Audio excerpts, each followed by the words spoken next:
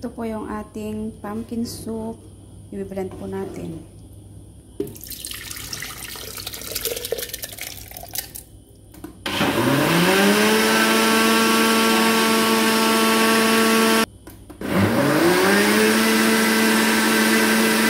Ano po siya?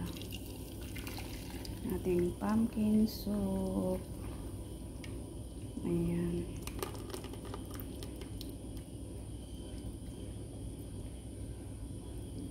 Pakuluan lang natin siya ng 5 minutes. Ayan. Maglalagay din tayo ng kaunting isang pirasong cubes, chicken cubes. Ito na siya.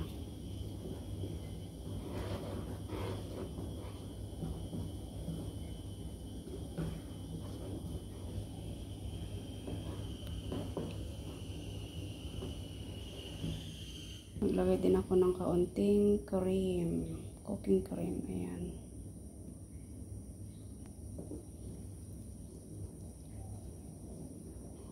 Ayan. Masarap po ito sa tinapay, sa bread.